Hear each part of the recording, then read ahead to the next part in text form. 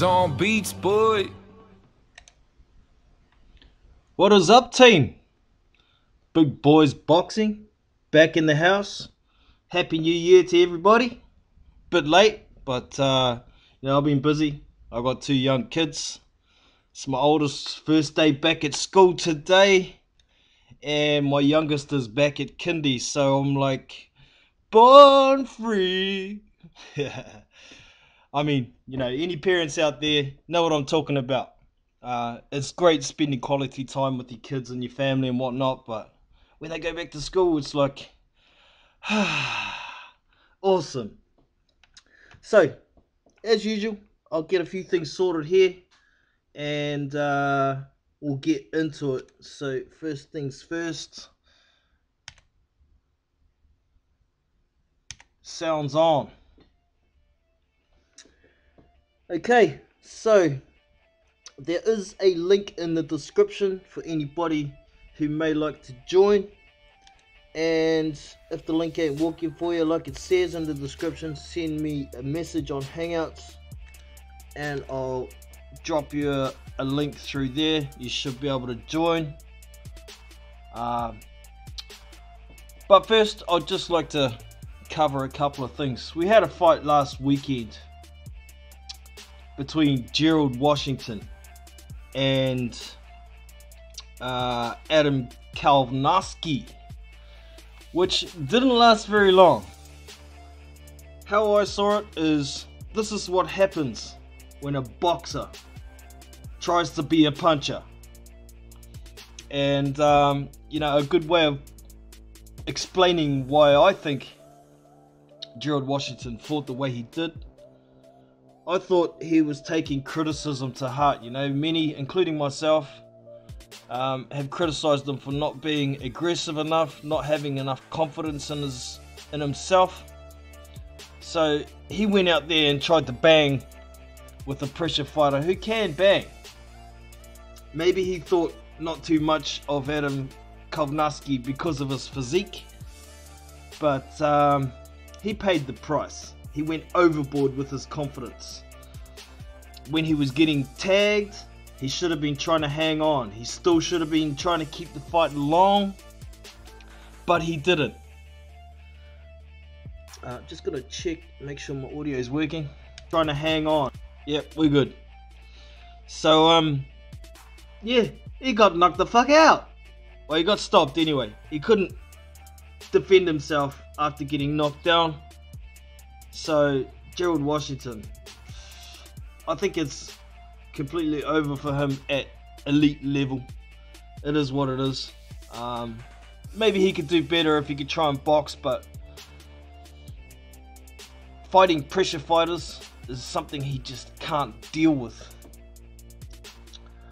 Subtial in the chat, Blackout, what's up?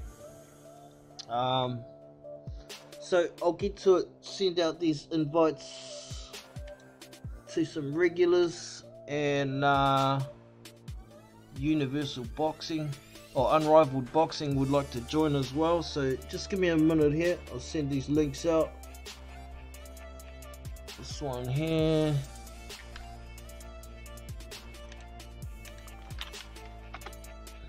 Regulars, you've got a link sent to you.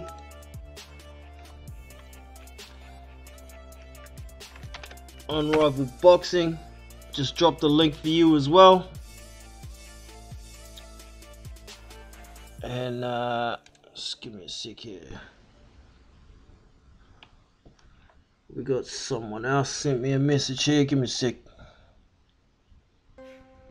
No, we're good. Alright, so yeah, there was also Keith Thurman versus Josecito Lopez over the weekend. Kind of an interesting fight, is what it is. But yeah, we have McGregor Unrivaled Boxing in the house. How are you, man? I'm not too bad. Oh, it's McGregor. It's all cool. It's all cool. Yeah, it's all cool. How's it going, Jono? How's things, man? Not too bad, brother. What's with the name change again, man? Sorry, what was that? What's with the name change?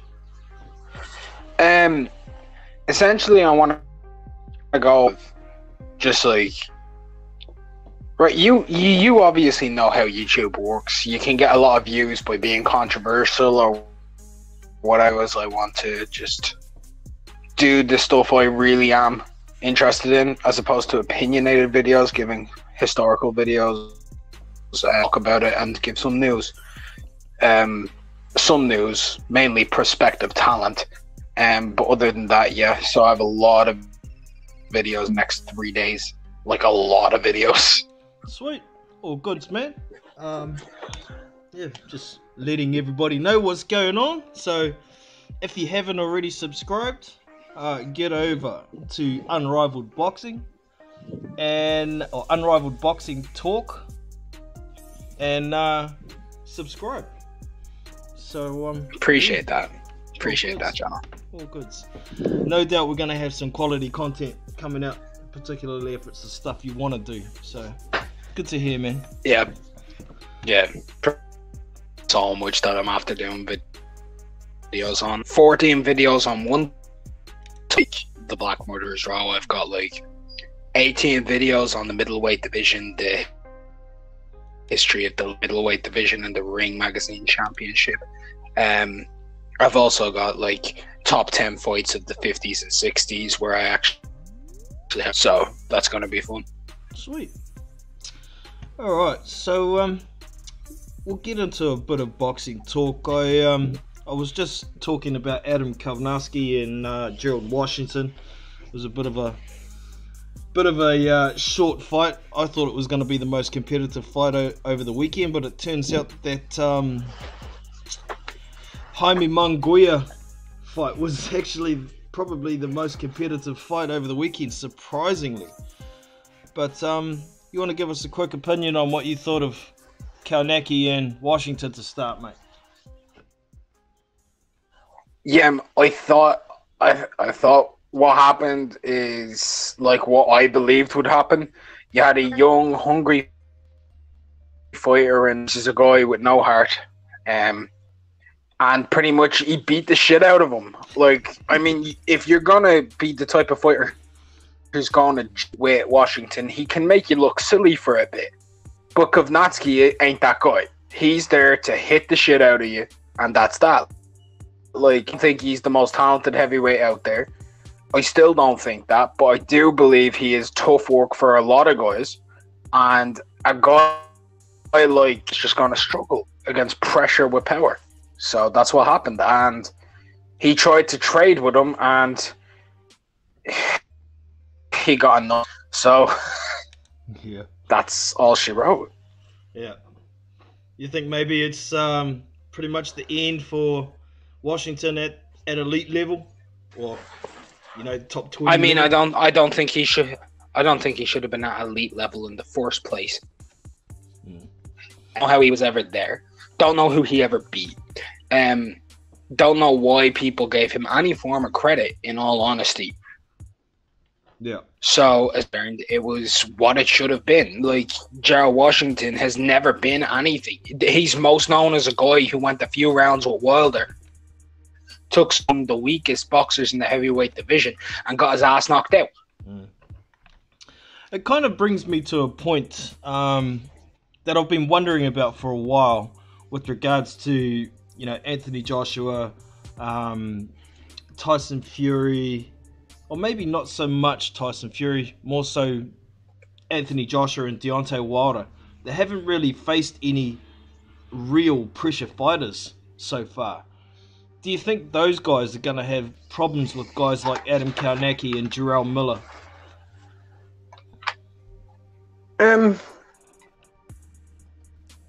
Do you think Kownacki's a better pressure fighter than Povetkin?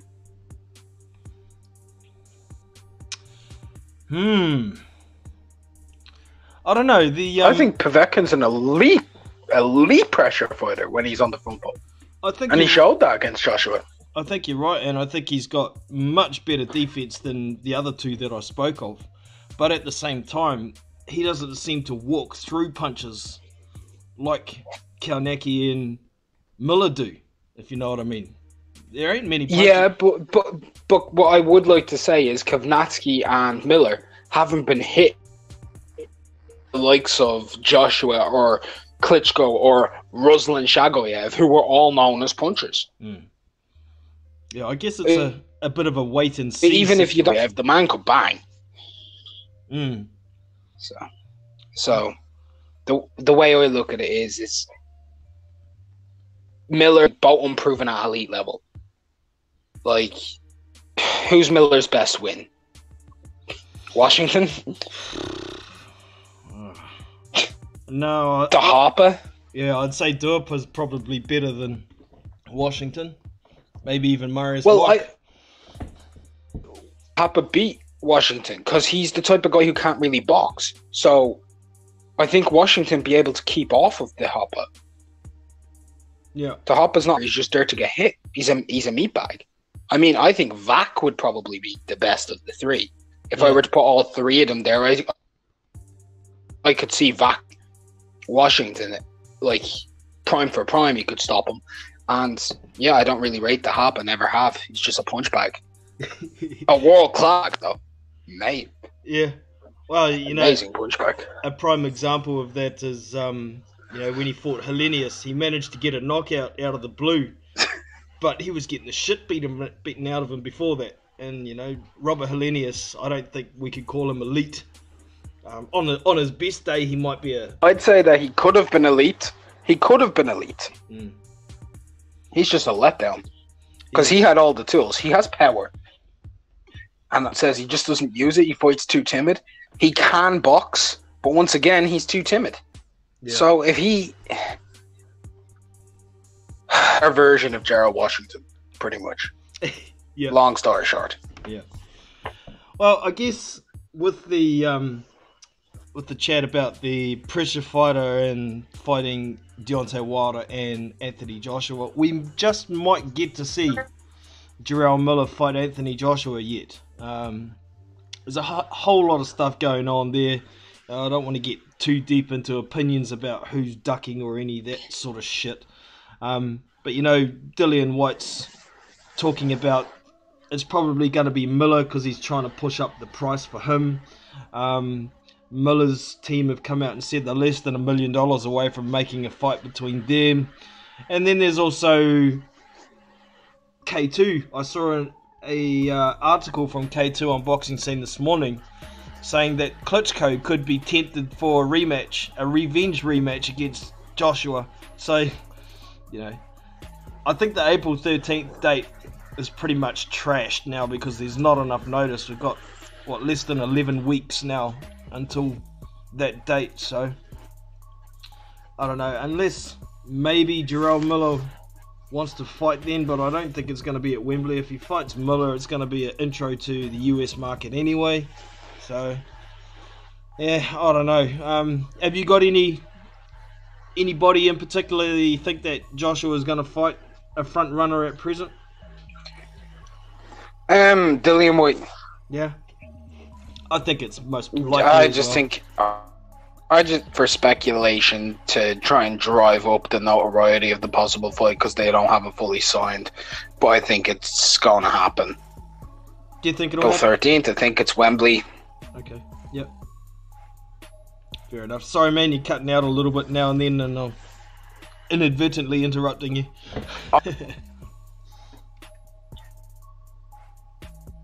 You're gone again there. But anyways, I also started touching on the Keith Thurman versus Josecito Lopez fight. A lot of people are saying, "Oh, Keith Thurman's done. He's ratchet." I thought there were some flashes of the Keith Thurman of old we saw there, but he said so himself prior to the fight that we may not see the best of him, and I don't think we did. But I think his reflexes are still there. His counter-punching abilities still there. He's never had the best legs, but he was moving okay, particularly when he got in trouble in the 7th round. I was a bit surprised he didn't try and hang on to Lopez once he got hurt, but he managed to get out of the round. and you know, come through and win the fight. But what did you reckon of that fight there, Unrivaled Boxing, if you're still there?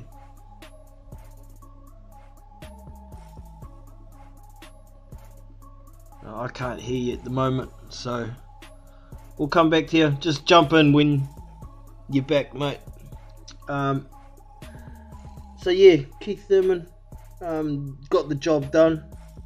There's talk of a possible Pacquiao versus Thurman fight in the near future. We'll see what happens, but let's just hope Keith Thurman doesn't get injured again and ends up not fighting for almost 2 years again, because that's the most disappointing thing about Keith Thurman, for me anyway. Alright, Jono. Hey, how you going, man? Not too bad, mate. How are you? Not too bad, bud. So yeah, I was just touching on the Thurman Josecito Lopez fight. You want to give us your quick rundown on what you thought of that, Double A? It's Dan Mack, mate. Oh shit, I haven't got the right window up. Sorry, I've only just picked up the wrong, the same Scottish accent. Alright, Dan, there I'll see you. Alright, man, let us know what you thought. Let us know what you thought of that fight, mate. I'm sorry, you broke up a wee bit there. I just heard fight at the end. The Thurman versus Lopez fight. What did you think of that one? I've not seen it. I've not had the chance, mate, to see that fight. I've been training for a triathlon, man. So. Oh wow. I've been biking and yeah, man, totally going for it in July. Full training program in progress. I seen a bit of the Miller and Hinton fight. All right, man. On YouTube. Give us your thoughts on that one then. I was pretty straightforward for Kalmaki. He won that pretty comprehensively, and I think that's twice he's done that to former world Spilker as well. We made short work of him also. So yeah, he's definitely gone up the ranks. I heard a wee bit if he would cause issues to like Fury and Joshua and whatnot. I think they're on another level, to be honest with you. I think Kalmaki is wrong, but I don't think he's at the same level as Joshua and Fury, if I'm being brutally honest. Yeah, he's definitely got a confidence boost and he thinks he is on the same level, but he keeps going the way he is, and we are going to find out soon enough, aren't we? Like, for me personally, I think personally that Fury is the best heavyweight there is, but I give it Joshua just because he's got a lot of belts and got a half decent resume. But I think Fury would beat him, but I say Joshua that he's got it, so you can't really take that away from him. But I reckon Fury would beat Joshua. But that's me going off topic. But Kalmaki's in the same level as they guys. I think he would struggle against I think he would struggle against the others, etc. I think he's maybe even a bit lower than them. But I don't know. Who knows? If he can get another couple of significant wins, I could end up with egg in my face. Yep, fair enough. And we also have Double A Boxing in the house, the other Scotsman that I got confused. So, how are you, Double A? Can you hear me all right? Awesome. You want to give us your quick rundown on the Washington Kalnacki fight? And just excuse me for a second. I'm going to plug my modem in because I can't hear you guys properly. So, I think the cut, it cuts really easy. I think that straight away in the first round. I think he came out when he got cut. I think he felt that was right on his eyelid. So I think that's and once he hit him and he knew he had him, it was all over, wasn't it? But he bruises really easy. Like anybody who can jab's there's a chance they're gonna make. He's really bad at bruising and his eyes swell really bad.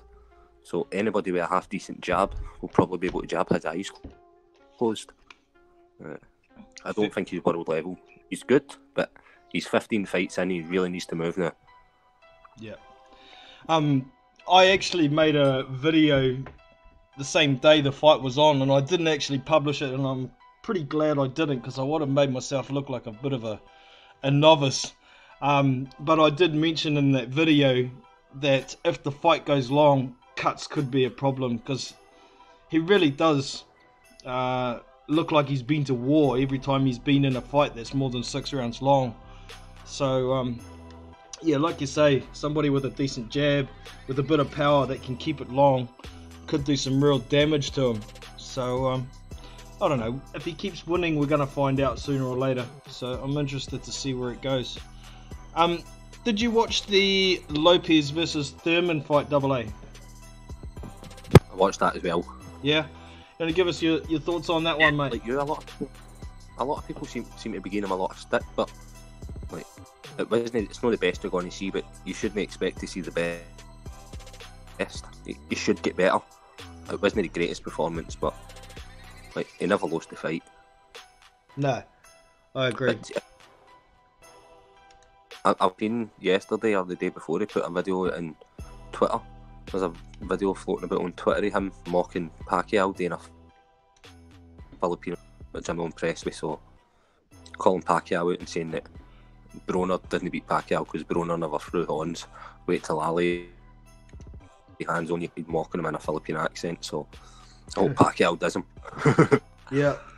Well, it looks like they're in negotiations to make a fight between the two. Hopefully it does happen. It's a fight that I wouldn't mind seeing. I mean, I'd love to see Keith Thurman fight a Errol Spence or a Terence Crawford. But, you know, Thurman's made it clear he doesn't want either of those fights until he's 100% or had a few tune-up fights. So, you know, I think Pacquiao still has a possibility of beating him. Judging on his last couple of performances, Pacquiao's looking pretty good. So, interesting.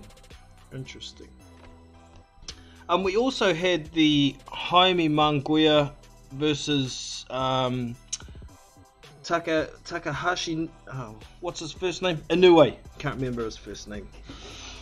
That fight didn't go anything like I expected. I thought Munguia was going to get him out of there at less than 6 due to the size disadvantage and the style of fights, but credit to Inoue.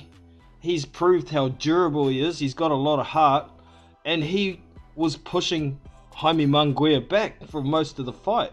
Made Jaime Munguia start using some other tools. But yeah, did you see that fight at all, Dan?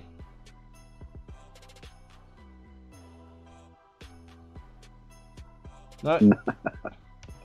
I don't only at the weekend there. I only caught a tiny bit of the fight I mentioned earlier. Okay. On usually when I've had the chance to do. As I said, I've been really busy, but I just popped on for a wee chat. Sweet as well. We'll be over the old fights very shortly anyway. Did you watch that one, AA? We didn't get it in the UK. It wasn't available in the UK, but I caught a stream of it. It wasn't too good to stream. I was the Japanese are tough. Like, we need to start rating these people as tough people, because they never give in. They always. I had them to win. I had them to win by knockout. Yeah, me too. So, he busted my coupon. It's a good fight for him. He is good. Like, let's not lie. He is special.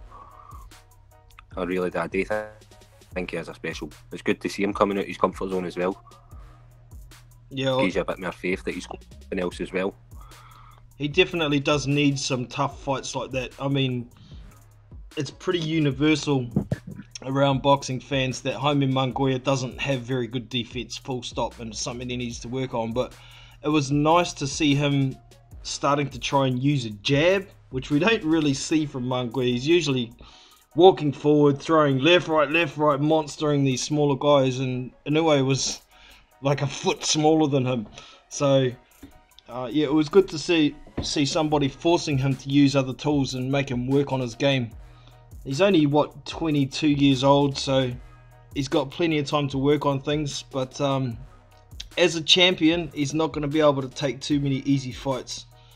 So, yeah, looking forward to seeing where Jaime Manguia goes. Alright, so we'll move on to upcoming fights.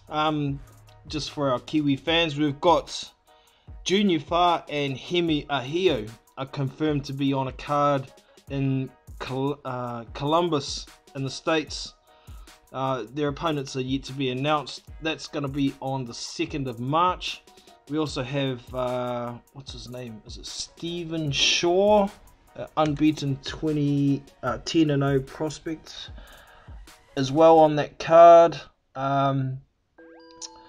We also have Efa Ajagba is confirmed to be fighting Amir Hardcore Mansour on the 9th of March, which could be interesting, but I think it's been made pretty clear that age is starting to beat Amir Mansour when he comes up against these young, hungry prospects. He doesn't quite cut the mustard anymore. But would you like to drop thoughts on that fight, Double A? What do you reckon? He's buying now, I think that's a good fight, because a lot of people were saying Effie needs to get better fights, he needs to make better fights. So at least it's hard to make fights for them. I think it's hard to be able to make the fights for him. Yeah, well, nobody really wants to fight him, mate, because he's a pretty scary kind of dude. But credit to Mansour, he's trying to make a bit of money before he finishes his career. I don't think he's got too much of a chance in the fight, but he'll certainly give it a go.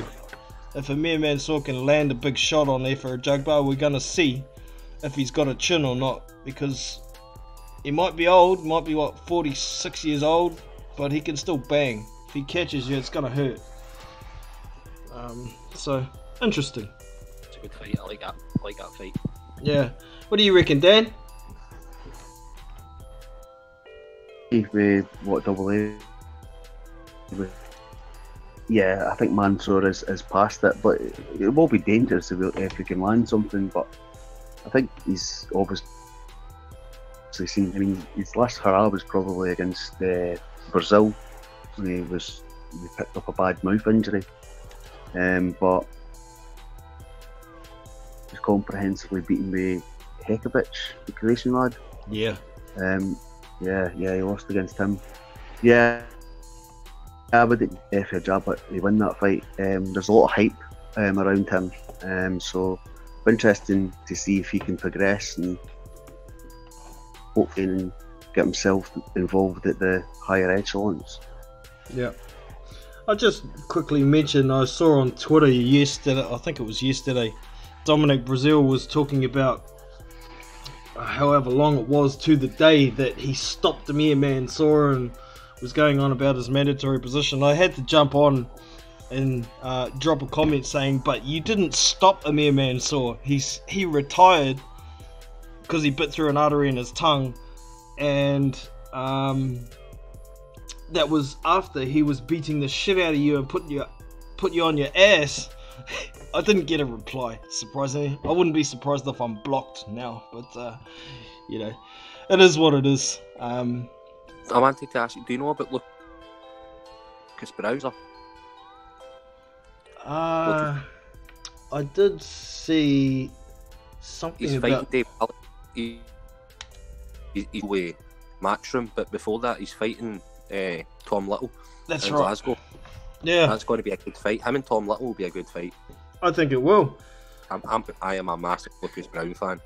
Like, I know he had against. I take that what he done against White. I'll give him a day off for that. It was terrible. Like, I'm shocked he even managed to go that. He should have been out in the first round. He had no conditioning, no anything. He really looks like, I'd say, the last 6 months he's really tried.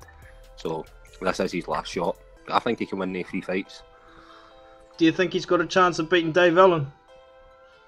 Beat Allen and beat Price. Okay. I really do. Oh, 2 good fights for him. I'm glad he's getting a bit of money off him. Yeah. I'm a bit sceptical. I think the Dave Allen and Lucas Brown fight is actually a very competitive fight. You know, Lucas Brown better watch out, because if he catches a shot like Dave Allen landed against Nick Webb, you know, he could be in real trouble. But are you What back? age is Lucas Brown? Oh, He's about 40 or something. he should be 40 now, actually. He was 38. I think 40. Yeah, I'll look him up. I don't know, Double A, man. I think all sorts of stuff starts happening. The recovery process is just, it's not the same. See before Lucas Brown, though, you've got to see before it was like, I think it was a year before that he had a 4 or a 6 rounder, and he hadn't fought for like a year before that. And Dan, I watched after it. Look, I think he lives in Perth or wherever he lives. He was training. He was training in his home gym, because there's no professional boxing gym where he lives. His family for that full camp. He came out to Ricky Hatton with like a week to go. He went to the board, confessed to the board he'd been taking antidepressants and stuff. Ricky had conditioning work. He hadn't even been to a gym with a conditioning coach or nothing. He was using his garage, I think, to train, and they managed to go that many rounds. Yeah, well, and he turned antidepressants and stuff. Usually when Chisora knocked him out, so and sparring before it. So I think the shape he turned up in, he'll never turn up. He's got a new manager on board as well, who's the chairman of Rich Energy. It's an energy drink, who promote him as well now, I think, and they're paying for all his strength and conditioning, and he's in a proper gym now. And I think the difference should be he's probably not, might be too late, right enough, but he's going to be in much better shape. Well, even in his last fight against Junior Party in New Zealand, he looked like he was in better shape than he was when he fought Ruslan Shagayev, and you know that was huge. At that stage, he still had, I think it was the last fight that he was going to be under Ricky Hatton. And also usually, because he does live in Perth, like you say, and that time he did train in Perth. Usually he travels across to Sydney for his full camps, but he didn't that time. It paid the price. So interesting situation. I'd kind of seen rumours about it, but after it, when Ricky Hatton came out and Ricky Hatton turned around and says, look, he was training at home. He wasn't even going to like a local gym in Perth, travelling to Sydney. He stayed at home, and then he turned up at me. Like, he turned up when he'd been jogging 3 times a day, lifting some weights and punching a punch bag in his garage. That's no way you turn up for any kind of fight as a professional. Especially I don't even know if he'd sparred. I don't know, because they said to get sparring you have to go into the profession to get a couple of decent people, and then they might bring somebody in. He said, but if you're not even sparring people and then you're turning up and you're sparring Chisora, that's why you got wiped out. Yep. Fair enough. Chisora knocked him out as well in sparring. Yeah, I heard that rumour going around, but I was wondering whether it was. I don't know if it's true. Yeah, didn't know if it was true, but no rumour. Chisora said after it. Do you remember before it? Chisora said, I already know who's going to win. They interviewed Chisora and they said, look, you hate Dillian White, and you've been like Ricky Hatton had took him. Ricky Hatton, before the fight when they went down to London, Ricky Hatton took down Nathan Gorman, Lucas Brown, and I'm not sure of who else he had. I think it was Blaney at him down, and spent a couple of days down there, down on his farm. And after it, Chisora said, I knocked him clean out. Yeah. He couldn't even had his hands up in the first round. At the end, had his own hands up. That's how much he had no condition. Yeah, all fingers are pointing to that it was true anyway. So, man, is he a knockout waiting to happen? It's possible. I don't know, man. I guess we're gonna find out. But like I say, it's good to see him. That's meaning in general terms, Double A. See, in general terms, like when you get to that age in your late 30s and 40s and whatnot, it doesn't recover the same as it used to when you're younger. So it's impossible to put in the kind of camps that they used to put in when they hit early 30s as they're getting older. And the recovery is just totally different. It's not the same. Yeah. And the heavyweights nowadays as well, the young. I mean, when you look around, I mean, normally, well, I can't say that. So to me now that the heavyweights are a lot younger. There are a lot of young heavyweights kicking around, guys in their early to mid 20s, guys in their late, and there's. I mean, I think these older boys are going to be really struggling against these guys because they've just got youth on. If he goes in there against somebody who's young and dangerous, there's a chance he's going to get beat. But I don't see Tom Little, Dave Allen, or David Price being too in shape. He's got a better chance. Maybe Price if he lands, because Price is his career's like when he puts his mind to it, he can actually box a wee bit as well. Do you know what I mean? That'd be an interesting fight, him and Lucas Brown. I think anybody who fights David Price is just looking to get through 4 rounds because his gas tank isn't very good after that. So realistically, out of those 3, I think Dave Allen's got the best chance of beating Lucas Brown, in my opinion. But it all depends whether somebody lands flush on Brown's chin, because he's tough and he gets up if he gets hit sometimes. But if he gets hit by somebody who can really bang, like we saw against Dillian White, he's toast. So, maybe you're right. Maybe David Price, if he lands on him, is going to be the one who sparks him and puts him on his face with his ass up in the air again. But, we'll see. Allen's taking his career seriously enough, Jono. Who's that? I don't think it's Dan. I don't think Dave Allen's taking his career seriously enough. It just seems real to me. And I know there's been a few incidents turning up to fights underprepared, and it's for a guy at his age. What is it? It's just not on. You know what I mean? He should be turning up in the best shape he can be in to try and max out whatever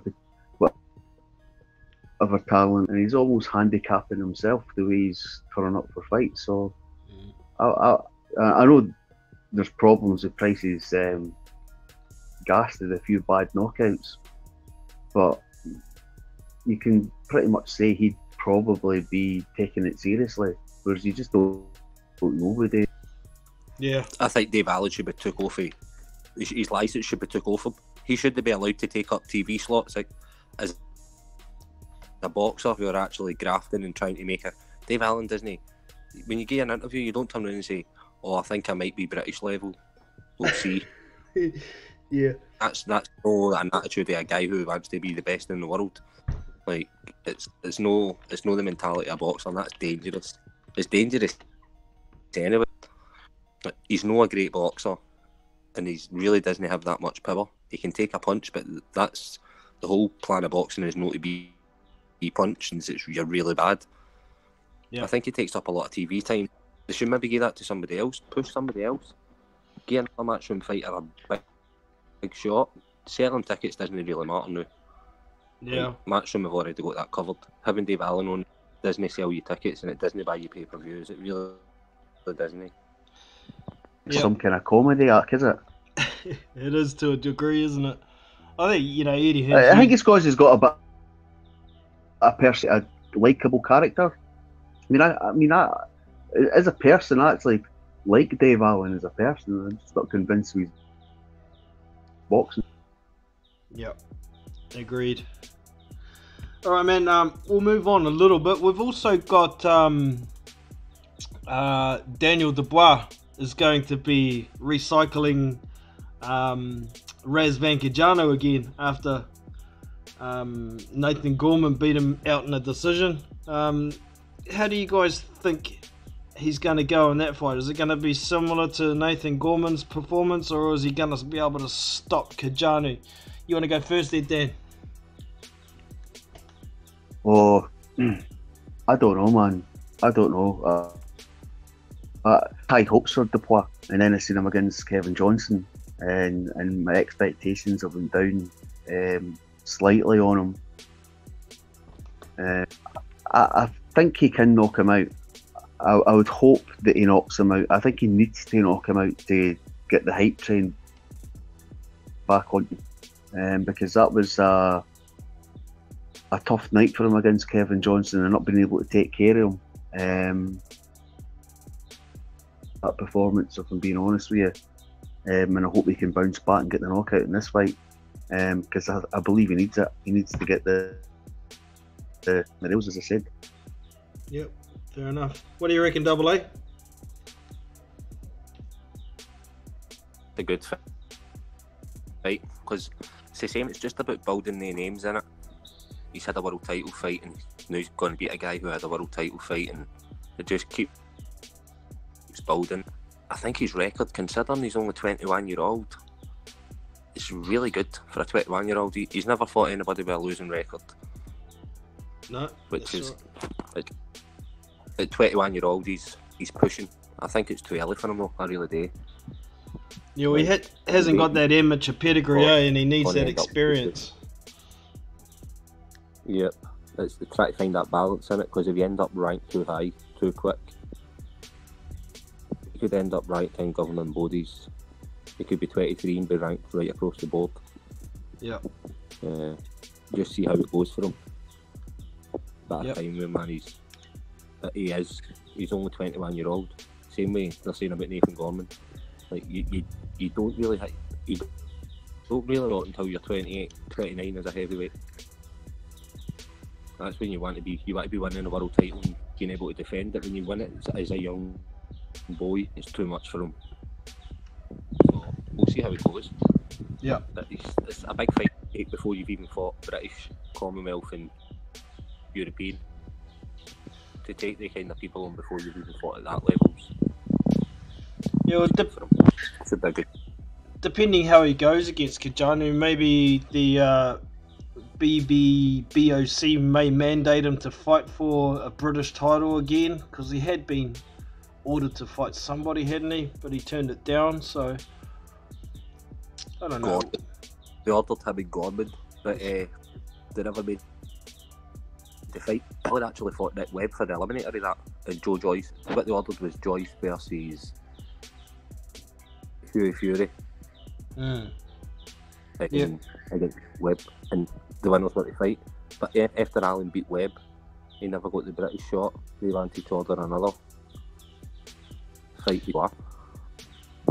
So the winner of Gorman and Dubois would have then had to fight Allen, I think, to get a shot at Joyce. Yeah. That fight, that's at least 2 years away as well. Like, Gorman versus Dubois is not going to happen. Yeah, old Fish Eyes wants to sell out a stadium for that one, didn't he? It's going to take a lot of building to be able to sell out a stadium for those boys, I think. You have to try and build it. Even trying, I don't even know the, like, I don't know. It depends the kind of hype they can get behind it. Depends what BT do. But let's not forget BT are new to boxing, but they're the bigger than Sky. They make more revenue and bigger profits than Sky. If they decide to invest in boxing, like they can push it as far as they really want. For investment, they can, the likes of Dubois and Gorman, because they might see that as a fight they can push and maybe in 2 years that's a pay-per-view fight, make their money back. Yeah, that's what works for them. But it's too early. You can't be shouting, I want this 21-year-old to fight against this 22-year-old. You can then have to rebuild that early in your career. That's not how it works. You do have to build your career. So I don't mind doing no fighting. Yeah. Yeah, I think Gorman's the keenest to get moving as fast as he can, but I think Daniel Dubois is happy to try and build himself some more, so I'm interested to see how good Gorman is. He seems like he's got a hell of a lot of skill, so hopefully Frank can get him some step-up fights against some names that are possibly lowly ranked, well, within the top 15 of some governing bodies, and we'll see where he goes and see how he does. Jono. Yo. I was just like what Double was saying. He did make a good point about the Pod's edge, and that's a factor I never mentioned when I was saying what. However, the aspect to the hype and whatnot, I mean, he was being presented by Frank war on Anthony Joshua, effectively, and he built a lot of people's expectations onto Daniel Dubois. Performance against Kevin Johnston was, it was like a burst balloon. It wasn't even a burst balloon; it was like deflating a balloon. So that's the kind of promotion that was behind him, and that was the perception that people got of Dubois, that he was the next season coming through. A lot of people had that perception put upon them, but I think that fight against for the reasons that you said a couple of minutes ago about his age, etc., and needing more experience and whatnot, more in that respect. Yeah. So I think my connection's bad. Like, he's got to be the next Anthony Joshua. They don't mean he's going to be the next Anthony. That interview when he got on bail, Frank Warren said he was due to go to the Tokyo Games, and was that 2020? That's when his career will probably is what they got told at the press conference. He'll be the next Anthony Joshua. Like, you can't. If he wins a world title before he's 25, then he's done a massive achievement. Huge. It's way too early. He's not going to go. He's not going to do like 15 fights and try to unify the division. That was never a plan at age. Like, that's never.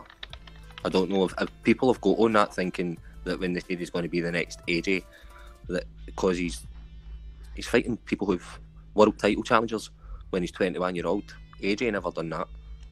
Like, you can't expect. Aye, but it was the amateurs as well. I mean, he could have easily stayed in the amateurs and went to Tokyo and acquired a lot more experience in there. And if he'd had a success in Tokyo, it'd be come out of the games in a much stronger position than what he may be in at the moment. He's having to accumulate his experience fighting professionals. For him.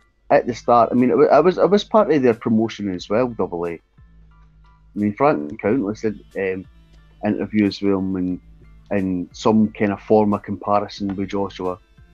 So I heard it for them myself. So it was just in that context that how he's been built and then the performance and all that. But I totally agree in what you're still in terms of his age and inexperience and whatnot, and how you sort of perceive how his career should progress. I totally agree with that. The game though in Britain is when you look at how amateur boxers are rolling out for that heavyweight division. Like, you already see it in Dubois. Once he left the amateurs, he would have had to then retrain he would have had to make the switch off the amateur to professional, which is a young boy. So take the 3 years and fight and get you. So by the time he should be turning on, he should be ready. It's a lot easier. He would have been 22 when he turned pro, 23 when he had his first fight. Would have took him probably 4 years of fighting bums before he got anywhere. So it's fast track him at a decent age. You want to be a boxer for so many years. You don't want to be he wants to aim for a world title at a certain age and retire at a certain age. And fighting for 10 years as a world champion. Like, Dubois has it in his head when he's 27, that's when he's ready. His team already know that. Like, it's a long way down the line, though. It's a long way down the line. It is. Indeed. Is he actually 21 still? I'm just going to look him up and see. Daniel Dubois. But yeah, regardless, he needs that experience, so that's not him, that's someone else called Daniel Dubois. Have you guys got any other upcoming fights that you'd like to have a quick chat about while we're here? No? Jono Carroll Farmer.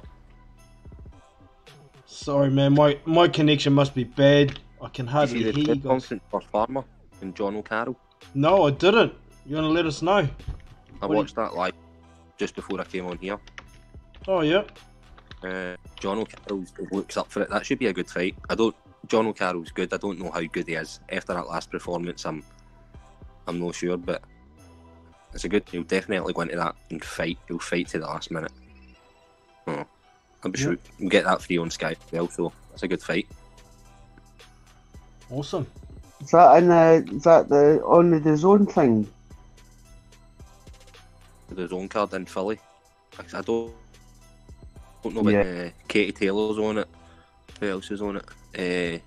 Gabe Broussard? No, I don't know. There was a few, but that was him. That and Katie Taylor. They're having it on. Oh, it's Paddy's Day. Sorry, it's Paddy's weekend in Philly. That's when it is. They're having Katie Taylor and John O'Carroll on it. Yeah, card. Should be a good fight. Also see I used to. Vasil Lomachenko and Anthony Crolla are going to be fighting. The purse bid's been set back. Do you think Crolla's got much of a chance in that fight? No. He's got a chance. He's got the same chances. He's got the same chances every other opponent's had against Loma. Yeah. I'm just. I wouldn't say he's not going to be the best person Loma's fought. There's not really anybody at 135 that's going to be able to cause too much trouble for Lomachenko, really, is there? Even, what's his name, Mikey Garcia's moved up, so, who is there that's going to give him any trouble? Do you guys think there's anybody at 135?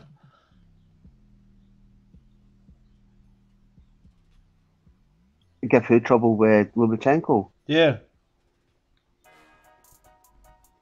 Mikey Garcia, if he ever goes to that weight. Yeah, he's moved up though at the moment, isn't he? He's going to fight Errol Spence, the silly fool.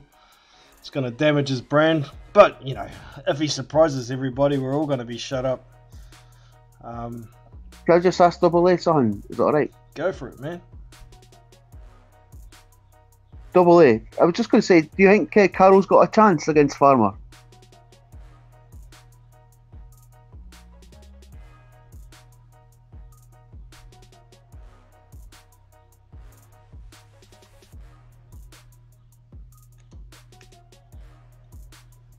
Is he gone?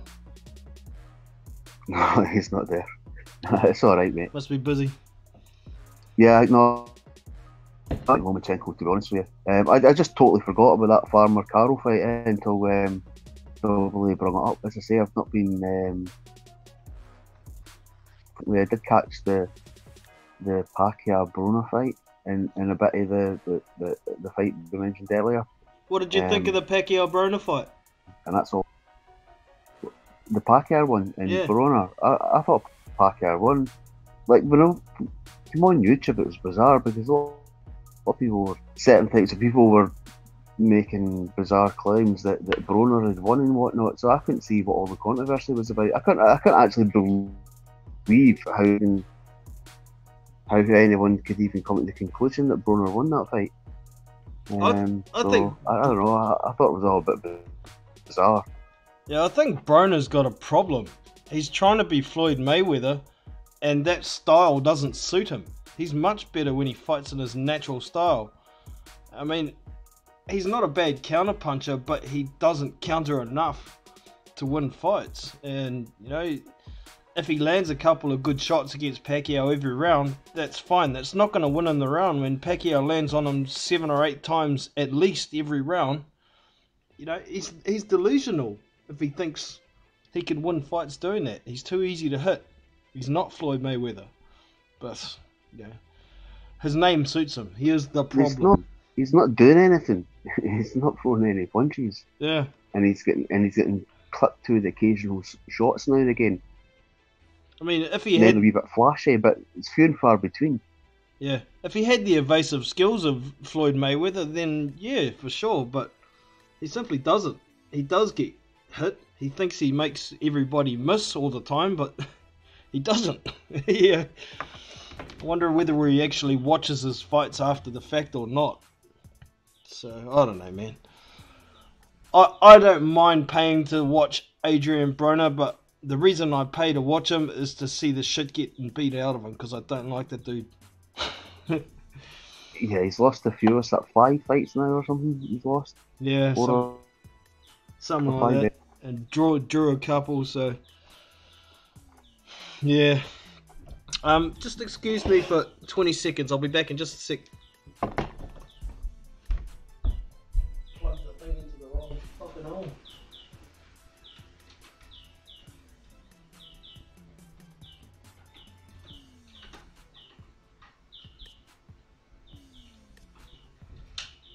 Try that one.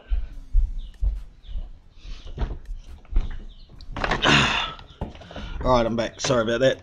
Just trying to get this connection sorted out. Somebody's asking in the chat, who you got, John? I'll ask you the question. White v Kanaki. Yeah, I saw that there. I was going to bring that up. I think that's a bloody good fight. I think White would probably still win it because, you know, White's he's proven that he can deal with pressure fighters and the likes of Derek Chisora. I think probably Derek Chisora versus Adam Kalnacki is getting closer to a 50-50 fight than Kalnacki versus White. But yeah, interesting fight. I'd definitely like to see it, and I guess it's a possibility of happening now that you know, they're both coming off pretty decent wins. I mean, Kalnacki's better win, I think, is Charles Martin, even though it went the distance.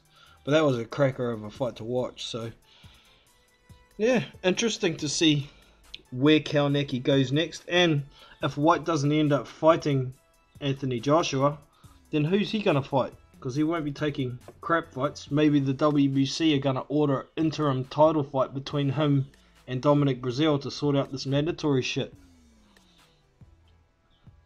Possibly. But I don't know about you, John, but see, against Chisora, I thought White was really hesitant on a couple of occasions. He had the opportunity to finish that fight in the first round and never took it. I thought Chisora was winning that fight. That left hook got him out of the jail.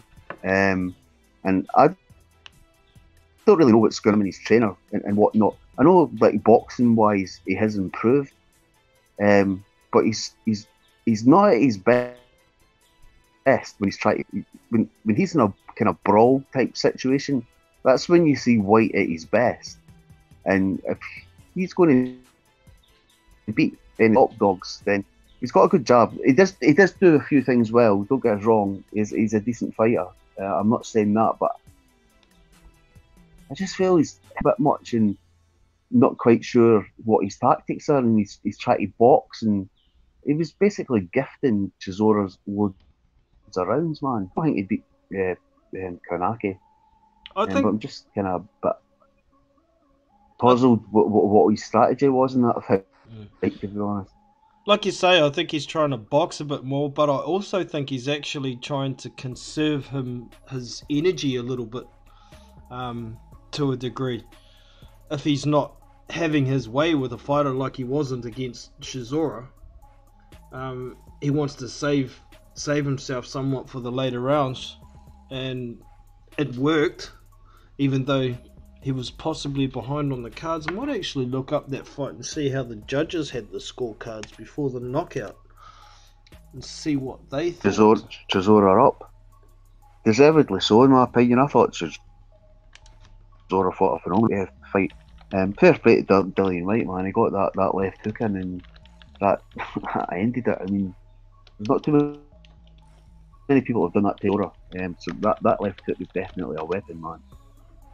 Yeah, well, it's only David Haye in his prime who's been able to stop Chisora like that, besides Dillian. So, yeah, it was definitely been some of the best heavyweights. I think we could in the last 5-10 years.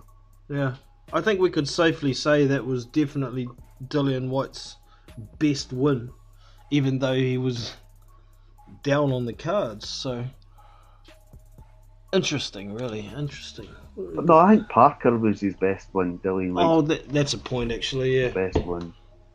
Yeah, there's a lot of a bit of sour taste for a lot of Kiwi fans.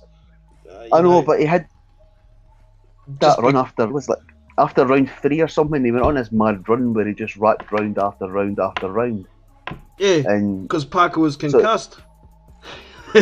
Yeah, against Chisora, he was just, he was just gifting rounds away, and I just didn't expect to see that. Yeah. I'm just looking at the scores here.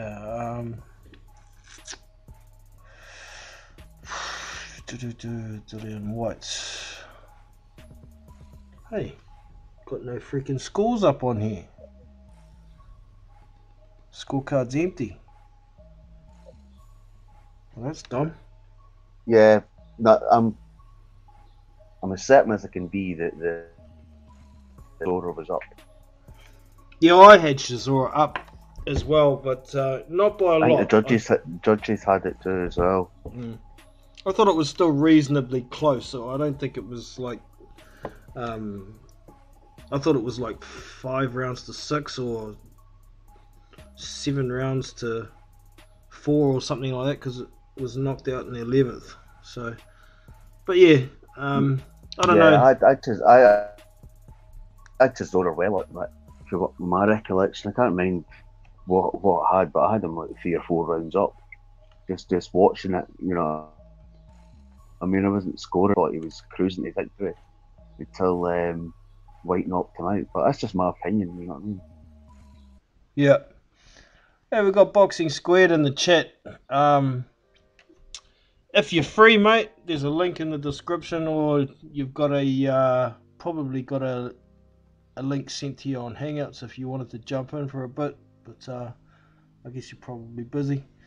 But yeah, it was definitely an interesting fight. Where to for Chisora next, do you think would be a good move? I'm guessing he's still going to keep boxing for a little while yet. Who would be a good opponent besides Kauniki?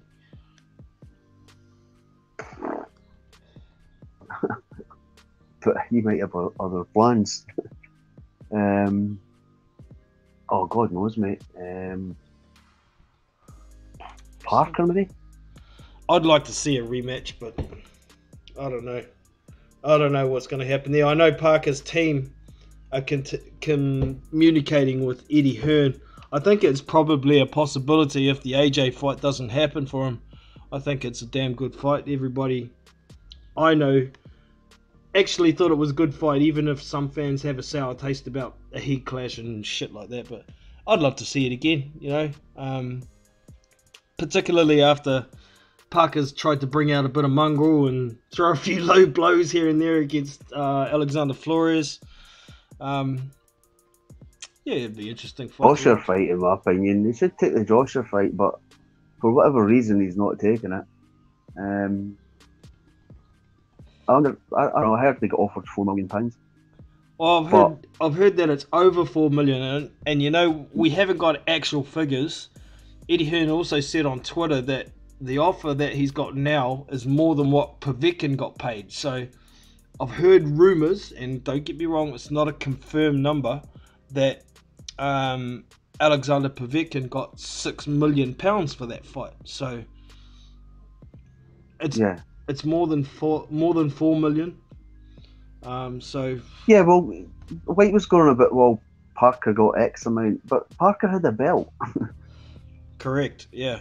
I mean, you're a voluntary defence. Yeah. And White doesn't have any mandatory position or anything. The only thing he's got is that WBC silver belt, which doesn't really make any difference to Anthony Joshua, because being a champion, you can't be mandated by another governing body to fight the champion. So, but see when you think about it, Jono, and what Dillian White is just not back. We'll stick with the 4 million because that's what we know. Yep. Had fought Tyson Fury, that would have been double Wilder's biggest payday. Do you know what I mean? Yeah, there's no way. He might have got round about that mark against the Parker fight. I don't think it would have been as much as 4 million, but in that kind of ball for a voluntary against Joshua, for a chance to become unified champion. I mean, that's a lot of money to be turning your nose up at. To be honest with you, and if they've been back when an approved offer, surely he's got to to take it. And it wouldn't look right if he doesn't take it. Yeah, I think he's just saying the stuff in the media to try and push the offer up even higher, to try and squeeze as much as he can out of Anthony Joshua. But he better be careful if he's trying to do that, because, you know, with that negotiation with Miller going on and Hearn wanting to get Joshua introduced to the US market, there are other options out there. And possible Klitschko return for a revenge fight. They're all out there, and Dillian Whyte is only the leading horse because, you know, he's British and they've had a fight before and he managed to hurt Joshua in that fight. So if he's not careful, the opportunity could slip away. I mean, Anthony Joshua's got mandatories piling up. If he doesn't happen to fight Deontay Wilder or Tyson Fury or the winner of that next, then he's going to have to fight a WBO mandatory, which isn't appointed yet. It's possible, I guess, that the WBO could make Dillian Whyte the WBO mandatory. I guess that's the only option he's got for getting an AJ fight besides taking the deal that's on the table right now. So you just better be careful. I just want to... Yeah. It's just because I'm not that keen on the Malaria. It's not nothing against anybody, but I think there's got to be guys out there that have more deserved a shot. I don't think Muller's done enough to get a shot, and I think that's one of the things you look forward to seeing as a boxing fan. Guys working their way through various contenders and getting themselves into a position where they go and fight for a belt, and it kind of like Muller coming in from nowhere and beating guys that, I mean, who was that guy? Was it Adamek who fought? Yes. Yeah. Seriously? Do you know what I mean? Mm. It's just, I don't know, man. It's just not right. I know he's like quite charismatic and whatnot, but I don't know, man. It's just not right. It's just not right. Joshua should go away and fight. If he can't get White and he can't get Fury, get Wilder, he should go and try and get something done with the IBF and get that Pulev fight and get that IBF mandatory. One of these mandatories out the road in April. Do you know what I mean? So it doesn't come back to haunt you later down the line. Exactly. Just get one of these done. You know, a lot of people are going to criticise it anyway, but there's nothing they can do. You know what I mean? There's not. So let the criticism come, but for whatever reason, whether they're right or wrong or indifferent, or Fury or Wilder and all that shite, doesn't matter who's right, who's wrong. But if they can't fight a reason, then they can't fight. It's as simple as that. So that fight can't get made for whatever reason. So everybody can see that. So but I think people would probably give him the benefit of the doubt if he went and fought a Pulev, and they could sort of see the logic in that. But I don't know. Well, I think Muller thing's a complete circus act, to be honest with you. It is indeed. Yeah. Speaking of another circus act, it looks like the Fury versus Wilder fight is going to get made for, I think it was April 27th or May 18th. They're still working out the details. They better hurry up and get that deal made, because, I don't know, today over here is the 30th of January, and the purse bid for that, if a deal hasn't been reached, is in 6 days. So I don't know, man. It's going to happen one way or another. If it does go to purse bid, there's going to be trouble, because there's going to be a whole lot of other promoters involved. There'll be Eddie Hearn, Bob Arum, maybe even the Sowlands try and get their fingers in the pie and take control of that fight. So 6 days to go, Frank Warren and Al Heyman, to make that deal happen. When the fight happens, do you think the location is going to be a big factor? It looks like, by the way, I must mention, if the deal does get made prior to the purse bid, it's going to be at the Barclays Centre. So, your thoughts there, Dan? Well, I'll be like home for Tyson Fury. know what happened if that fight happens in New York. Just the amount of fans travelling to the UK and Ireland would just absolutely phenomenal. It'd just be like fighting at home if they took it to the Barclays Centre. So I don't see that being much an issue for Tyson Fury. Obviously, I would love to see the fight in the UK because Tyson done his bit by going out there. So Wilder should his bit be fighting in at Old Trafford or wherever. But I believe it's down to the money and whatnot. So yeah, they've got to do what's right for them. Should with the Barclays Centre at all. And I hope that Tyson Fury just goes out there and does a number on him. I knock him out. I really do. He buzzed him a couple of times and he just didn't capitalise on the opportunities he was making. In the 12th round, he buzzed Wilder again. Yeah, even after he got knocked down. You know, yeah. And I know, like, that guy, Freddie Roach and whatnot, did criticise Ben Davidson, but there was a lot of things he was saying was right. You know, maybe he should the way he went about it, but a lot of things he said was right, man. Wilder was there for the taking, and you know, Tyson in full flow would have believed, but don't get it wrong, man. Wilder's got the power to, you know, turn it around for himself. Yeah. I think he is a bit chinny, if I'm being honest with you, after watching that, because Fury can obviously punch to a certain degree, but he's not known as like a knockout artist for icing guys, you know. Yeah. I'm not saying it's not possible for a man of that size to do that, but you know, Wilder against any type of puncher, I don't know, man. I think the guy's lost. Yeah. The plot, to be honest. I've always thought that. Yeah. All right, we've got Unrivaled Boxing Talk back in the house, formerly known as McGregor Boxing. You heard what we've just been talking about. You want to chuck in your 2 cents on that one? On which part about it?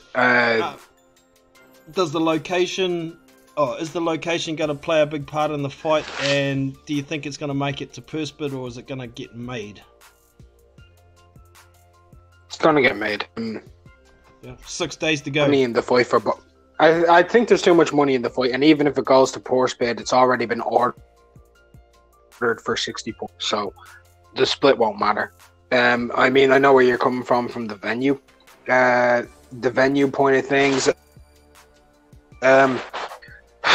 Does it really play a factor? I think Fury would like it in either the UK or closer to the UK. I mean, New York has a high UK population, Irish, Scottish people. So, and then the UK fans will come out on force. There was about 9,000 UK, Irish, and Scots fans over there in LA last time, anyway. So I don't really think it matters so much for Fury as it does the judges. I think picking the judges might play a bigger part. Yeah, maybe that's one of the big arguing points why the fight hasn't been made as yet. But you were at the fight the first time around and thoroughly enjoyed it, of course, except for once the result came out. How do you think the fight's going to go second time around? I'll be honest with you. I'm less sure now than I was the first time. A lot less sure. I mean, you can create an argument for both guys. People can say, well, Fury shook Wilder, but Wilder knows power now to actually fuck Fury's world up. He knows that. Yep. He does know he can actually, and he knows he can land. Also, later, he was landing to the body a little bit more with his jab, and then he was setting his shots. Even though we can look at all of the positives that Dan pointed out for Fury, for Wilder. He knows not to go headhunting. The second he goes headhunting, he's in a lost world. He knows that now. He said it after the fight. And he said he needs it. These are all the keys to victory against Fury. Whereas Fury knows that he needs to pressure Wilder into making mistakes. He can lay on Wilder's gloves so he has no leverage in the shots. So there's a lot of different things that you can take into it. So I don't really know. All I know is that wherever it is, I'm going again. Fuck it. Yeah, that was going to be my next question. You're forking out to go again? Of course, yeah. The first fight was a masterclass, man. It was a masterclass in boxing, drama, and everything in boxing and everything you don't want to see on the same night. Yep. Do you think Freddie Roach is going to be in the corner again, and do you think he's going to play a bit bigger part second time around? Oh, I hope he is. I think the key to beating Wilder is to suck the heart out of him. I think looking for perfection against Wilder is harder than it is against any other heavyweight, because whilst Fury is one of the most unpredictable heavyweights we've ever seen, Wilder's telegraphs, but it wasn't the telegraph shots that landed. It was the ones that he just threw. The ones that came out of nowhere that nobody seen. Like the left, that left that dropped Fury, like that stunned everyone. Like we didn't see it coming. He had been telegraphing the right, and Fury, and then he lands that. So I think Fury needs to be a bit more gutsy.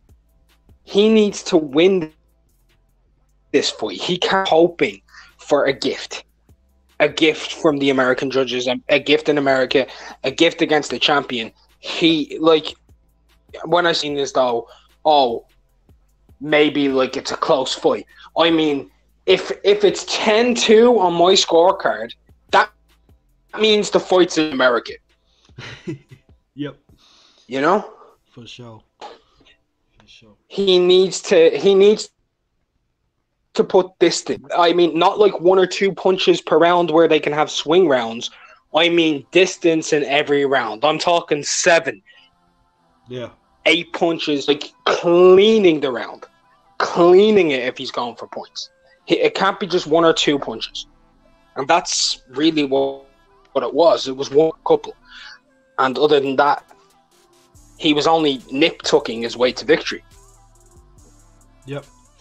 And final question. You're relying on purely perfect. Yeah. And final question on this for both of y'all. Do you think Tyson Fury is going to be any better conditioned for the fight next time around? Because he didn't seem like he was in too bad a condition last time. You want to start that one off, Dan?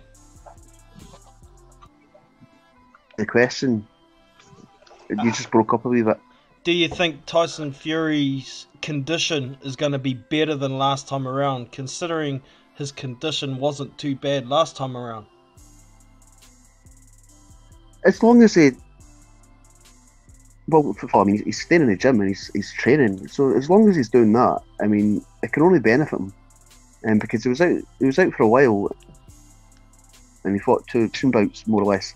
Then he went up to Wilder's to try and win that WBC title.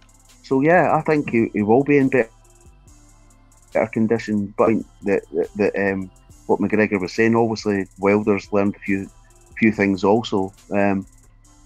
But I don't know, man. The tactics were quite right, and I think there's a lot of validity in what a lot of people are suggesting, is that Wilder's very on the inside, and I'd like to see Fury try to take the fight to the inside. I think he could knock him out. I really do. And I do agree with McGregor's sentiment, even though he might disagree with the tactics. The sentiment that Fury has to go and take it. He really has to go and win it. It's not he's fighting. It's a different proposition altogether. Wilder's boxing wise is nowhere near his Klitschko, but Fury fought a certain style to beat Klitschko, and I'm not so sure that style is going to work against somebody like. And also the other point McGregor raised about the judges and whatnot. Yeah. I mean, obviously he's got to go and take it to Wilder, in my opinion. Fair enough. And if he does, he'll win the fight, and I think he can certainly knock him out. Cool. Your thoughts there, unbiased boxing talk. Sorry. Well, I'm not. Unrivaled. What was the question? Do you think Tyson Fury's going to be in better shape than last time, considering his shape wasn't too bad last time? I think he's already in better shape. I've seen pictures of the man facially. I tend to judge Tyson Fury by his face. Has anybody seen his cheekbones? Like, I know that may seem like a weird one to comment on, but they're chiseled. He still had roundness on his face. His face now looks like when he was fighting Vladimir. And that says a lot to me. Yep. I can understand. He's already in better shape. Yeah. I think he may have had a little bit to eat and drink over the Christmas, but not that much. Looking at his Instagram, he was in the gym on Christmas Eve. He was in the gym on Boxing Day. He was in the gym on New Year's Eve and New Year's Day. Yep. So I think he's raring. I think he's in a mental place where he wants this more than anything now, because he probably feels, after everything that he's accomplished where he is, he feels aggrieved. He feels pissed. And we may see, like, I don't actually disagree, by the way, with Dan on the time. I think if he's going to fight going for perfection, nip tuck, he needs to be more aggressive about it that way, and more points. Personally, I want to see him on the inside, which was my original game plan, key to victory. He needs to stop Wilder having leverage on his shots. To me, if he can stop Wilder from having full leverage, because Wilder, a half hook power, not that strong. Mid range, not that strong. Yeah. If he winds that inch, he can knock anybody out. Anyone out. I don't care who you are. If that punch goes from the back of his shoulder all the way through, you're going there. Yeah, whether you block it or not, like just Marcellus. like Stavern. Yeah, I was just going to get to that when you finish this subject. I haven't actually been able to see any footage of it. Have you seen any around yet? I did on Twitter, but I didn't download it, and it's been taken down. Oh, there's a surprise. It's everywhere. They've blocked it. They've blocked this. Yeah, interesting. I've kind of got a big fat ha for Marcellus Wilder. You know, he's the kid who's been hanging around with Deontay, saying, you know, don't touch my brother, causing shit. You know, he was the instigator for that Dominic Brazil episode in a hotel, and for me, he's got his just desserts. And you know, he was winning the fight easily, but he thought he had the best of, what was his name? William Dietz. Thought he had the best of him. And let his hands down to try and throw a combination and got caught. And, you know, he's proved that it runs in the family. Neither of them have the best chin if they get hit clean. So, I'm sorry, am I missing something? Why is there no footage? I don't understand. Is there no footage anywhere? Right, I'm gonna do this, right? Earlier in Deontay's career, he got dropped by a guy called Harold Scarniers. yes. And Right. I was watching that fight live, no footage of it. The PBC had it wiped off the internet. Wiped. I mean, completely gone, doesn't exist. No one footage. I've been searching for about a year and a half still. They've done the same thing with Marcellus. It wasn't on the They did the same with Browner a while ago when he got dropped. When their fighters get dropped or get hurt, with PBC specifically, you will see that footage goes missing. And that's not me saying that the PBC are doing this or labeling a conspiracy or anything like that. I'm just saying that it's suspect that PBC is the only fucking boxing organization that this happens with. Yeah. It wasn't on the televised broadcast. I was trying to tune in early to make sure I could see that fight, but yeah, what a bummer. Surely somebody's got some footage that was in the stadium. But yeah, PBC have the rights. You're not supposed to film while the fights are on in the stadium, so fair enough on their part, I guess, but it's a shame. It's not fair enough. It's bullshit. Yeah. It's absolute crap. And at the end of the day, it's fucking boxing. You win, you lose. Get on with it. Yeah. But if you want to go and protect your fucking fighter, look like to other casual fans that they haven't been absolutely massacred by William Dietz. Yeah. Go ahead. I mean, at the end of the day, William Dietz has become a cult hero. Yes. That's the funniest thing to me. Indeed. What's completely bizarre about it? I mean, how many boxers have made their career coming off as shocking defeats in fights they've never lost? Look at Lewis against Oliver McCall and Rackman and whatnot. You know what I mean? At the end of the day, way back. Let's go way back, yeah? Henry Armstrong lost 3 of his first 4 fights, and he's a consensus top 10 pound-for-pound fighter of all time. Wow.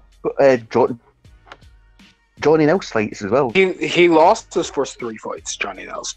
Do you know what I mean? So that's historically, that's been fighters.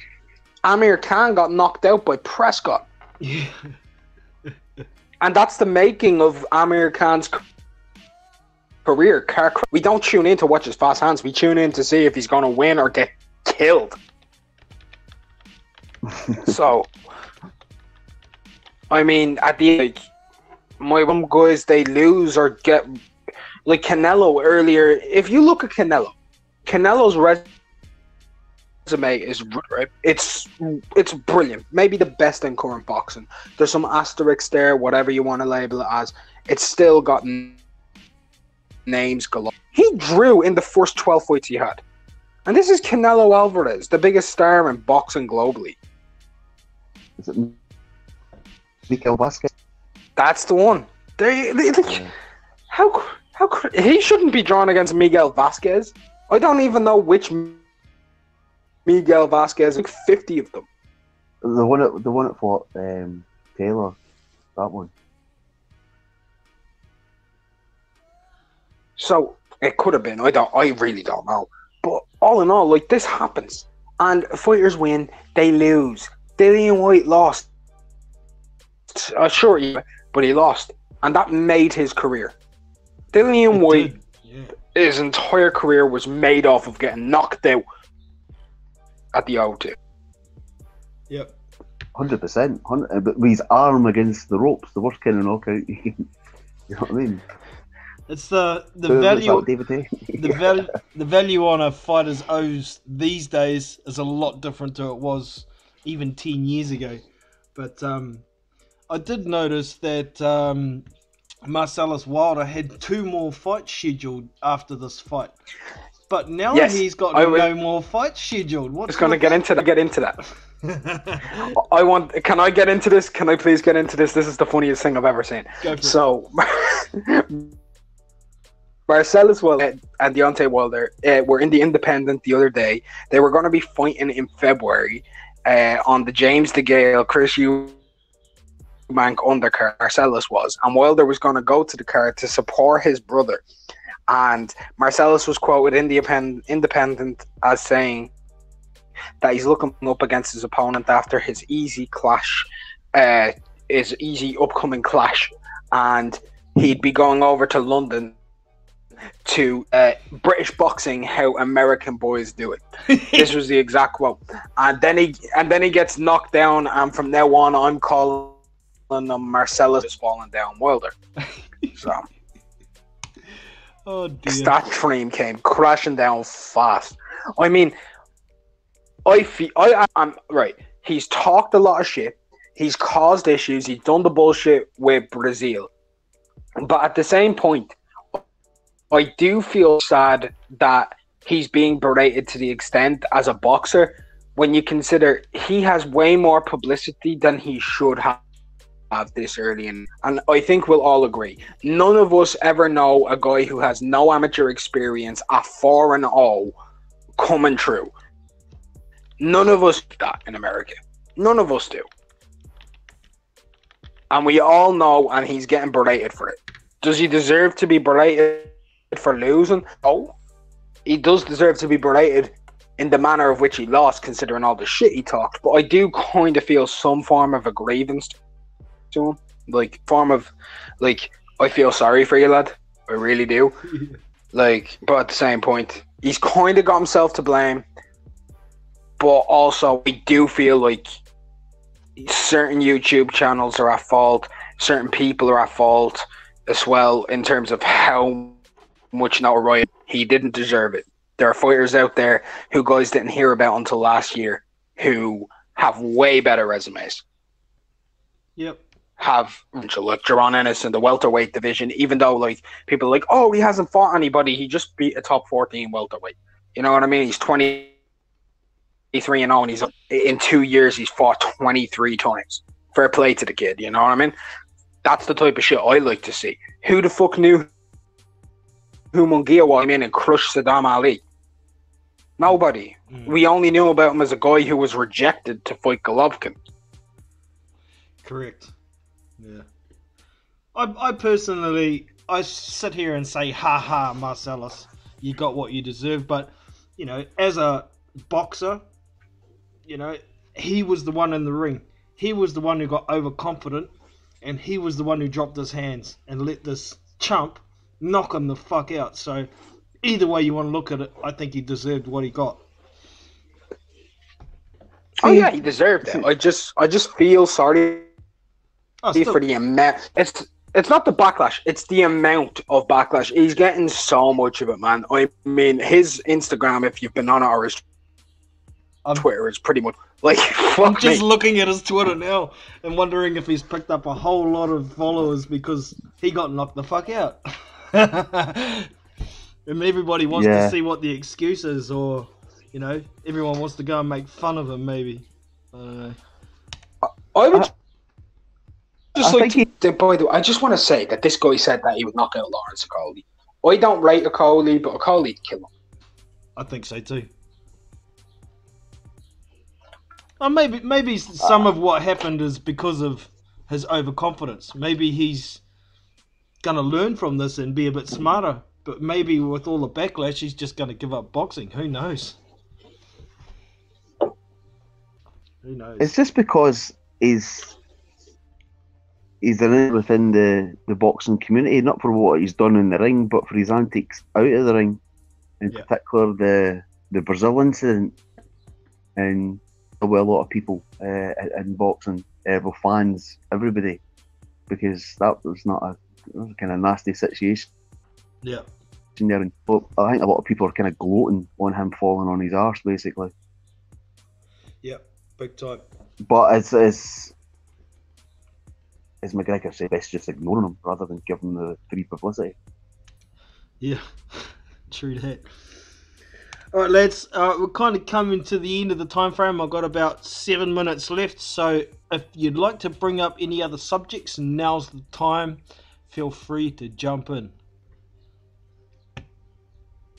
Yes, no? Okay. I've got one. Shoot. What do you guys think about the possibility of Buatsi fighting Sullivan Barrera? Been hearing murmurings of this recently. And Anthony Yard was talked about, but that fell true. But Sullivan Barrera tweeted today and then deleted the tweet that he's in talks with Matchroom about fighting a light heavyweight from London. And it was a Matchroom fighter. So if that fight gets made, Buatsi stepping up to fight Sullivan Barrera this early. It's a good fight. It's a good step-up fight. It's going to tell us a lot if it happens. Shit, I don't know if I could take a pick, to be honest.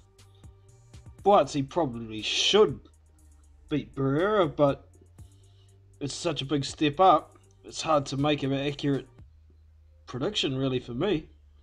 What do you reckon, Dan?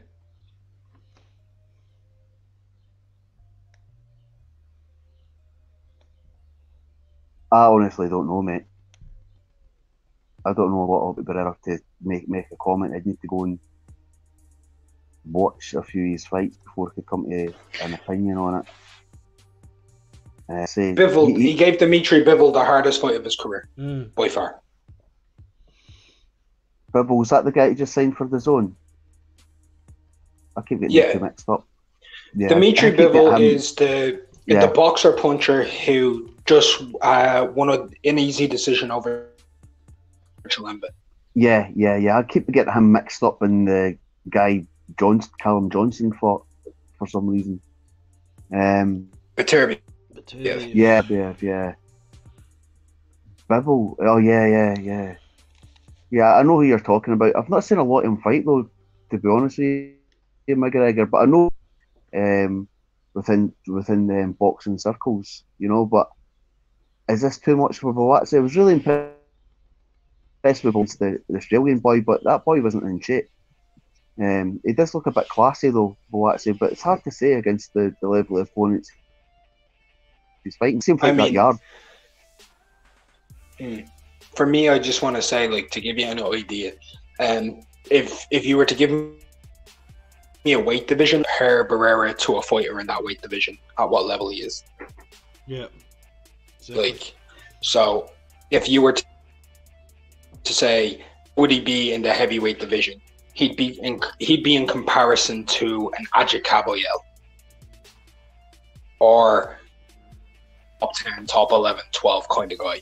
Someone who's tough. Or if you were to go a little bit like down and go welterweight, he'd be like Ugas or Kavala. Or if you went middleweight, that's a hard one. If you look at the super middleweight division, it'd be like enough to fight a classy Eubank Jr. in a way, like a guy who will beat all the crap guys, but might win a world title. Yeah. Do you not rate Buatsi? I rate him. I just think Barrett to me is my number 9 light heavyweight.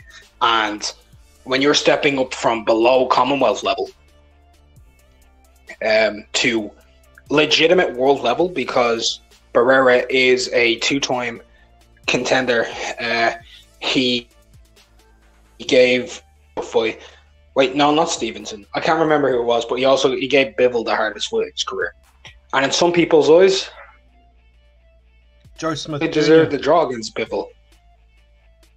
He beat Joe Smith. What about he beat Joe Smith Jr. Yeah, only on points. So that beat Joe Smith Jr. That's probably closest to his best win, isn't it? Yeah. Like, who's on his resume, win or lose? Who's on his resume? Sorry, you cut out. I know you're looking at BoxRec. Yeah, he lost to Bivol. Are you looking at BoxRec there, Jono? Yeah, he lost to Bivol and he lost to Ward. Those are his only 2 losses. So quality, definitely. I'm just looking through some names to see if there's anybody any better than Joe Smith Jr. on here, and I can't find anybody. Name the guys that he's beaten. Just name like the last 6 guys he's beaten, or 7. Sean McGonahan, or I don't know how to pronounce that properly.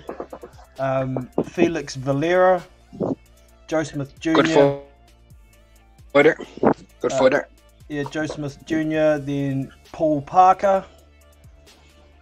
Decent. Vladislav Shamaraski. Don't know that dude. Shabransky, that's it. Sorry. And yeah, that's a good win. That's a good win. Then there was Andre Ward, who he lost to. Caro Murat, and then it's getting down into the names. Jeff Lowy. Now it's getting down to the names that you don't really know. So. But every one of those guys, by the way, that Jono just named, are all higher ranked than Buatsi. Yeah, because it's such a high... Or have been higher ranked than Buatsi. Yeah, such a huge step up for him. That's what I mean by it's hard to say how he's going to go. But, like, this isn't like a European level. He's jumping up. If you beat Barrera, you're good enough to go for a world title. Yeah. That's like a really massive step up. And do I rate Buatsi? I do. Would I like to... It's not like Anthony Yarde is taking this fight. Anthony Yarde's had more fights. So I'd be like, okay, fair enough. But I'd like to see Buatsi do more fights. Like, at least go up a level to, like, British level, like, as well, a bit like Yarde. I'd like to see him fight a Callum Johnson. Or a Ricky Fairborn. Before going in with a guy who can either outpoint you or knock you in. Because Barrera can do both. I just seen a comment in the chat from What's Boxing Squared. It's like a huge step. It's rumored Barrera's going to fight Beterbiev. Who's going to fight Beterbiev? Barrera. That's reported. Oh, he is? Apparently. Then why was... Well, he was tweeting about Buatsi this morning. Before deleting it. No, just relaying the comment. Is it Barrera? That's a good fight. Yeah, that's a good fight too. I'd still... And that's the level, by the way, Barrera's at. Beterbiev Barrera's a good fucking fight. Yeah, definitely. So... Interesting. This is my favourite weight division as well. Well, yeah. Yeah. I wouldn't even mind seeing Beterbiev versus Bivol again. Just for shits and giggles. I think that Yard Johnston would be an interesting fight, or Boatsi against Johnson, because that Johnson, he can bang, man.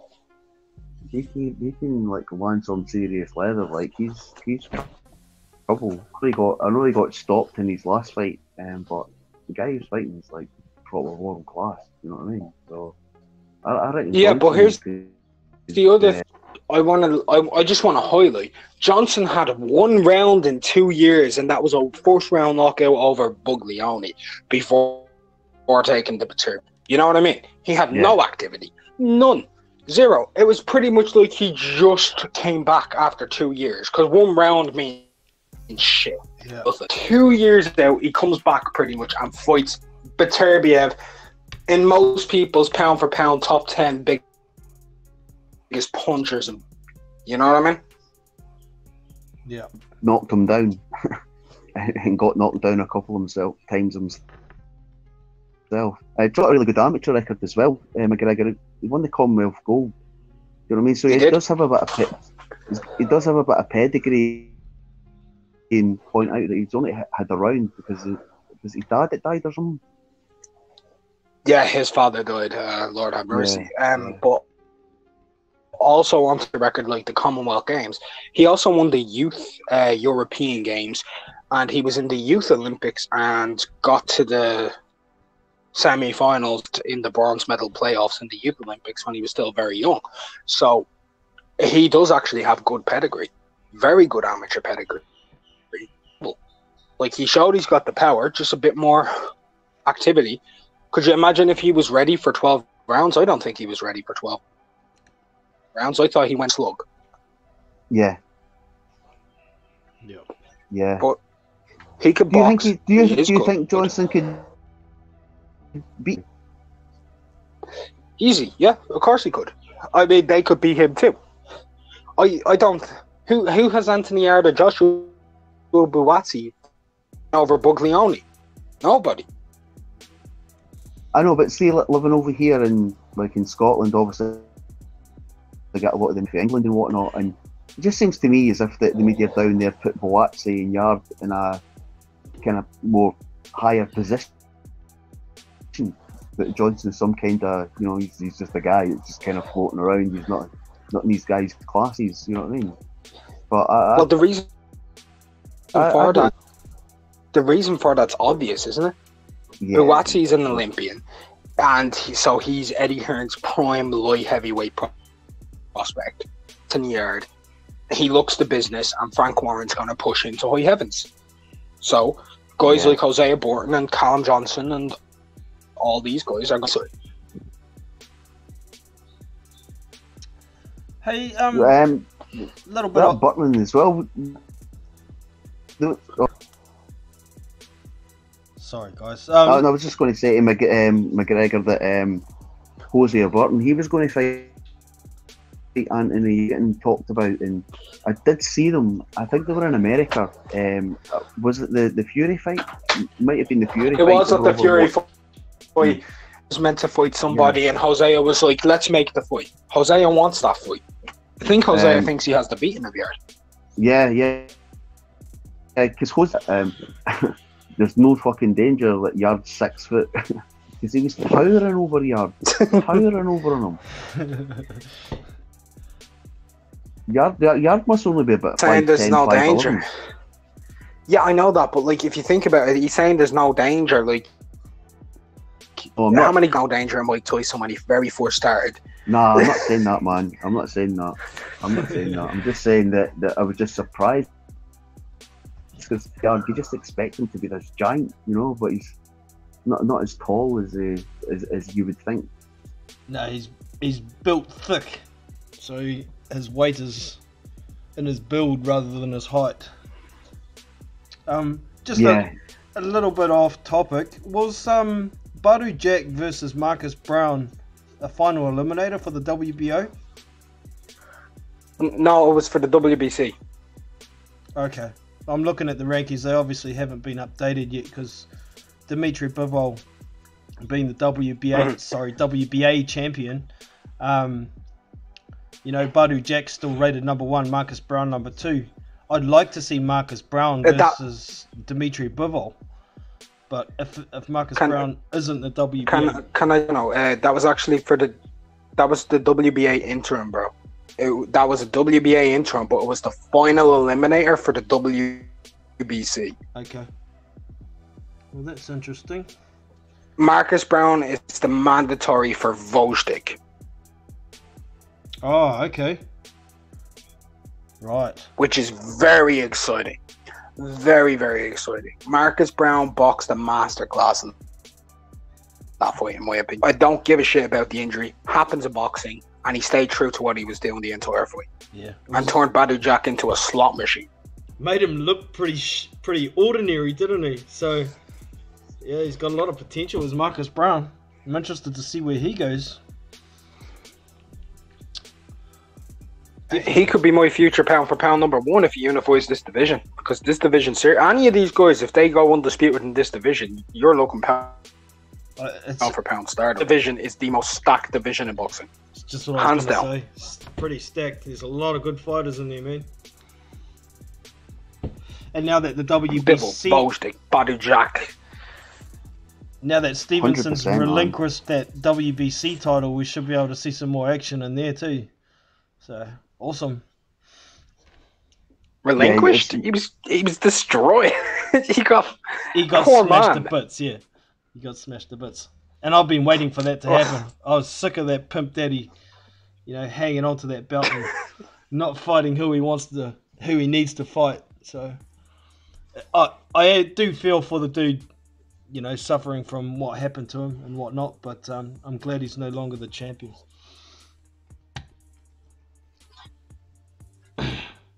Alright lads, anything else to finish off? Because I've run out of time.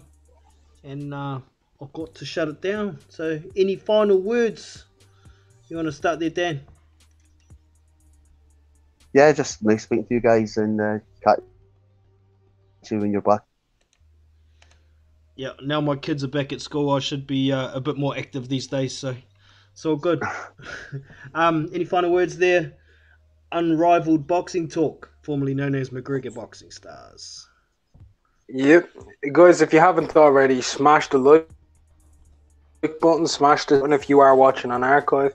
Stay tuned for many more hangouts, especially since Jono said that he now has a bit more free time. We'll probably 1 or 2 at least a week, I'm hoping. Definitely. But yeah, thanks for having me on again, Jono. Appreciate it, man. All good. And also, if you haven't already, get over to Unbiased Boxing Talk, formerly known as McGregor Boxing Stars. Go and subscribe. Boys Boxing Talk is someone different. Sorry, unrivaled boxing talk. Yeah, I just got it in my head. Yeah. You got it. John, before you wrap it up, man, I just want to say to McGregor, you've changed your channel name, because see, when I first subscribed to your channels, he tried to find it. It was fucking unbelievably hard, man. Because every time you put in McGregor, zillion hits back a fucking Conor McGregor. Yeah, it's like fucking impossible to find your channel, man. Honestly. But the thing about it is, whenever you left, I found it. Fair enough. What I'll do is I'll go to the channel and subscribe, because I didn't know you changed it. I'll subscribe and I'll put the link to the channel in the description and in the comments so everybody can find it, for those of you who are watching on archive. No excuses. appreciate that. All good. All right, lads. That's us for today. Thank you very much for everybody who's joined us and watched on archive, and to you guys who joined live. Also, Double A Boxing and Blunts joined earlier. If you haven't subscribed, get over and check it out. He's got some funny ass shit on his channel.